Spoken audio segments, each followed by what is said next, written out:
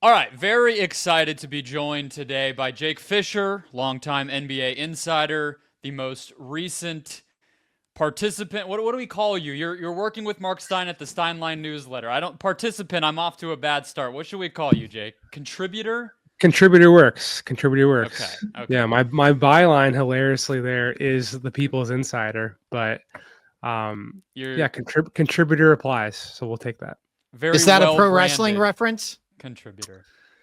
I mean, it's been a thing that just came. I think it started honestly. I just wrote this big, like literally right before we signed on here. Stein published. Um, I just wrote like this kind of manifesto, like why I've joined the Stein Line kind of thing. That was a little like artful and poetic, probably to a fault. Um, but yeah, I mean, like I wrote about it in there. I think over the last couple of years, as I kind of shifted into this insider role, I don't know. I don't take myself too seriously. I like posted a picture of, or I did post a picture of me smoking from the stands and the link when the Eagles won the NFC Championship in 2022. The People's Insider thing has been like popping up in my mentions and on Reddit threads and stuff. So I'm just kind of like co-opting it from a branding standpoint now that the nickname was given to me. Okay, I want to go kind of rewind a little bit, Jake, and just ask you a broad question. We talked last week to kind of announce your move to working with Stein over there and get a new home for your written work. But when you think back through, I mean, you're not uh, any kind of insane veteran here, but you've seen a lot of change over your career. I think it's fair to say. What do you think is the biggest thing that's different from when you started in NBA media through now? Yeah, I feel like a grizzled veteran, unfortunately. You've been But made to yeah, feel that way, maybe. Yeah. for sure. And like, look, one thing that like I tell students all the time who email me asking for advice, like you can start pretty early. Like I got my start really um in the summer of 2013 when I was interning at Slam magazine. And like to answer your question, like there was no NBA draft Twitter. Like now you got hundreds probably of like amateur draft analysts online putting out video scattering reports and stuff and making their mock drafts. And you can do that in so many different ways, from putting out models from analytical analyses to prospects to just like people ripping through late night Pac 12 tape. But I'm from Philly originally. I was writing for the ESPN True Hoop at the time blog called Philadelphia before Liberty Ballers at SB Nation when I was interning at Slam. And then like Sam Hinkie wasn't advertising the Sixers draft workouts. That was like this whole big clandestine operation he was doing. Yeah. And I was writing these profiles for Slam as a freshman in college, like rising sophomore, with second round prospects who would tell me, oh yeah, I'm working out in Philly next week. So I would just call them or their agent like a week later, and I started breaking the Sixers workouts and had some stuff back then. So like I wasn't a full-time reporter, journalist, writer at that stage, but like I was reporting original stuff on that Sixers process from 2013 on. So I think that's like the answer is back then there was so much open road on social media and on the blogosphere that like you could kind of do something, anything really, and kind of make a name for yourself. Like I remember being surprised listening to you name it podcasts and they just like mention Liberty Ballers. And now there's just, I mean, every site has a blog for another blog and a sub blog, and everyone's on 6 different social media platforms. And like it's kind of, I think, just as it's never been easier to like pick a TikTok lane and like hit it and like blow up all across like any type of, do you want to be a digital creator person? I think from like a sports media landscape, like there just was Twitter. There wasn't so much established on there, and anyone could use that as their microphone or megaphone to get some type of noise into the already noise that existed, and you could kind of get a little bit attention and spotlight. So I don't know how you do that now when like people don't know what platform to go on to consume their stuff. So that's a challenge that we're all facing, right? Yes, it Definitely. is. That's Jake. I wanted to ask you about your journey because I remember when you were at Sports Illustrated, and you were, I believe your official title was producer, but you were doing like written features and well reported features, but it wasn't necessarily like news nuggets and scoops and some of the stuff you Mhm. went on to do at Bleacher Report the first time around. I guess how did like that evolve for you? Did you always like creating the information, or was it just something you found you were good at? Yeah, to be honest, like my dad would come home from work trips and like give me the week Sports Illustrated that he just bought at the Hudson News when I was a kid, right? And like I'd come down to the kitchen table and there'd be a Philadelphia Inquirer newspaper at my seat that had like a post-it note that said like interesting human interest story, you'd like it. So that's the stuff I wanted to do. Like when I got to I wanted to be, waxing poetic in these profile stories and stuff. And yeah, I was a nighttime desk editor. Like I worked when I first started at SI as like an employee after my internship. Like I interned there the summer for my senior year of college. I got hired to like an aggregation desk role like unofficially, and then like 2 months later, before I even graduated, the role was like included in other layoffs. So like I got laid off before I even started, and just figured out a way to get to New York. And then an editor there called me and said, we've got this nighttime like editing, social media, all the above, like our evening editorial desk part-time role. I was making like $37,000 a year. But yeah, I was at Sports Illustrated. So I had the full autonomy to like during the day, I would go to shoot arounds and I would email, PR people and get on the phone with agents and start like working on all these stories. And I just said I was with Sports Illustrated. Like no Yeah. one knew I was a night desk editor. There's definitely some like, You weren't lying. yeah, exactly. There's some type of withholding like trickery to it, but like, yeah, I ended up convincing editors to like fly me to LA before the draft. And I went to Lonzo's house and like interviewed LeVar in their kitchen. And that was like, that was in the magazine, if I remember correctly, like right before the Mhm. draft, and flew to Toronto right before like Nick Nurse started that season where the Raptors won the title. And that was in the Raptors win the championship Sports Illustrated thing, in print. So I was just talking to all these people, and I met everyone through what I have coined as like non-threatening stories. Like I Yeah. got Starbucks with Mike D'Antoni because I was told he was addicted to Starbucks dating back to his like cappuccino loving days playing and coaching in Italy. And those were the closest, chain thing to his beloved cappuccinos from there. And like over time developed this network. I was working on my book, and when Bleacher Report asked me to do the insider stuff, I was like, that's like a great way to make a lot of trouble and put people's information out that they don't necessarily want out there. But I remember like I called 15 people around the league who I already was kind of talking to, because to find out interesting things like that, like you can't just go into a locker room and say like, hey, Miles Turner, what's your favorite hobby? And he just like tells you I am a Star Wars Lego master. This was like before he posted all about it on Instagram. You have to like talk to people to find out things. So I was hearing the intel-y stuff. Like every trade deadline, I would kind of put out like little things along the way. Or like I remember when Blake Griffin got dealt to Detroit, it was like this big shocking thing, right? The Clippers proposed, we're gonna show your jersey in the rafters, re-sign here, and then they traded him like 6 months later.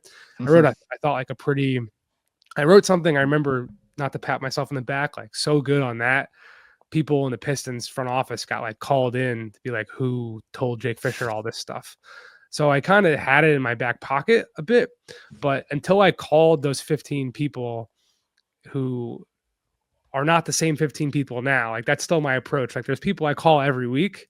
There's other people I call like every once in a while. It's always like a sliding scale. Like some people drop out, some people come in, who's to say? But until I called that initial crop and was like, hey, Bleacher Report proposed me on doing this stuff. can I call you? I always say like, can I bother you every week? I always try to like, admit that like, this is a little bit of a prying, like pesty kind of a role. Until those people said like, yeah, like call me whenever. That's really what I think gave me like the push to actually do it. Yeah. So, couple times now you've been tentacles in a few different places, independent, whatever kind of descriptor you want to use. Do you notice that sources, some of the people you're talking about, or even teams, PR staff, those types of people, does it hurt your access to be in this role? Is it any more of a challenge versus having a legacy outlet in your email at yahoo.com or something? Like, have you noticed challenges coming from that? So I've never emailed anyone from like a professional, like company corporate email. Like I pretty much only have ever done outreach stuff through my Gmail. So that hasn't necessarily been like a tool, but for sure, when you call a PR person or just like anyone you've never met before and say, before the Sports Illustrated key, I definitely like used that. I milked that as much as I could without a doubt, because it opens a ton of doors. And then, yeah, saying I'm the senior NBA reporter for Yahoo Sports definitely helps with some people as well. I think right now, fortunately, there are most people that like I need to be calling in order to like get information. People know who I am, and at least we have like some type of rapport, or they know someone who knows me type of thing. I think so far the resistance I felt is like, if you want to talk to any PR person, whether they work for a brand that is partnering with a player for some product or an all-star lineup or whatever, a team PR, an agency PR person, and you want to like try to sell them on sitting down, let's like do this story that, I did this whole thing with Jalen Johnson in February, for example, that was like kind of in conjunction with like the Hawks, and Clutch Sports were like everyone was on board, like sat down with him, talked about how he was dealing with depression at Duke during COVID, and like he got labeled as, like a druggy guy, and that like helped him fall down the first round. And it was this whole like traumatic experience. And like to sit down and get 45 minutes with him, like to do that for Yahoo Sports probably was a better scenario to several people involved than like to go do it now potentially behind a paywalled Substack. But like all those relationships with those particular people, as I just said, like I have those still. Like I worked on the phone with Hawks PR and the Clutch people and Jalen's people, and like if I needed to get him on the phone again, I think that wouldn't be too difficult. Maybe I'm wrong, but yeah, if I want to go, like there are probably some stories I won't try to pursue now because they're not people I've already established a working rapport with, or but whatever you want to continue to fill the blank with.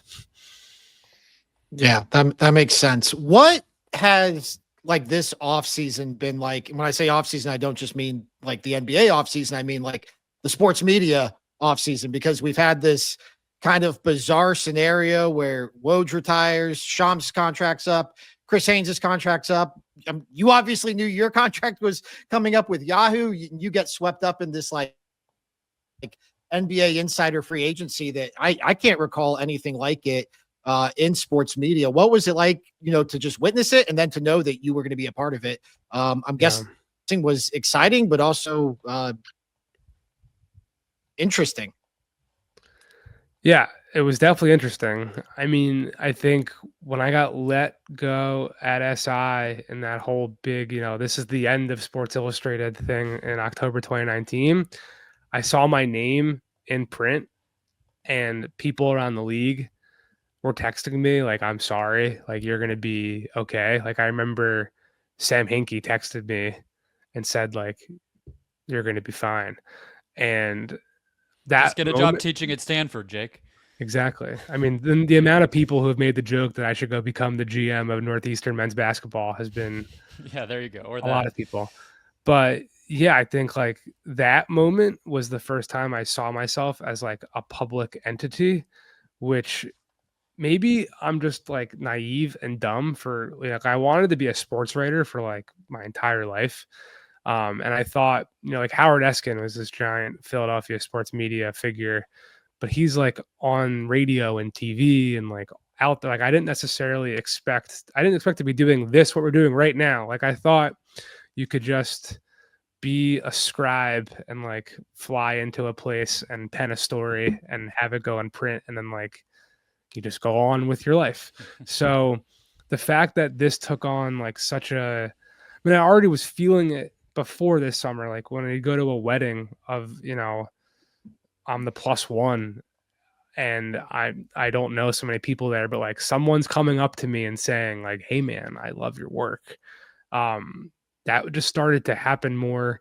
And then what's the number one question you get asked in that spot? People want info, I'm sure.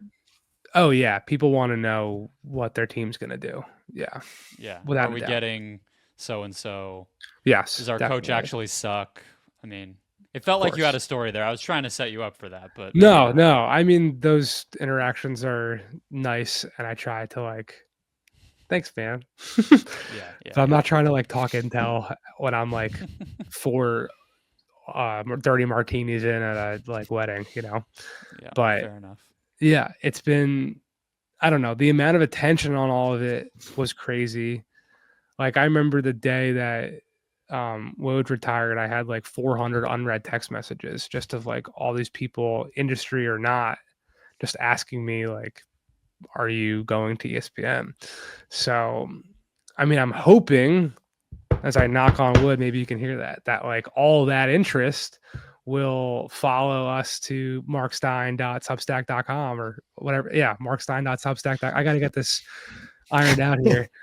And they'll subscribe because like that's the name of the game we're in right now. But I think also there's this weird element right now of sports media where like people want to kind of, I don't know, I don't think there should be this like competition that people are like keeping a scoreboard of like who's getting what and whatever. Like that I think is a bit problematic, but I think the fact that people want to know what we're doing and like where we're going is more emblematic of like this 2024 media is on media, commenting about media, and like a lot of the buzz is being perpetrated by people in the industry who like want the jobs who are below that. Just like in the NBA, like everyone in the NBA talks about what GM head coach is going to get fired because they want to either be an interview candidate or they want their friend to get that job so they can hire them. Like it's definitely,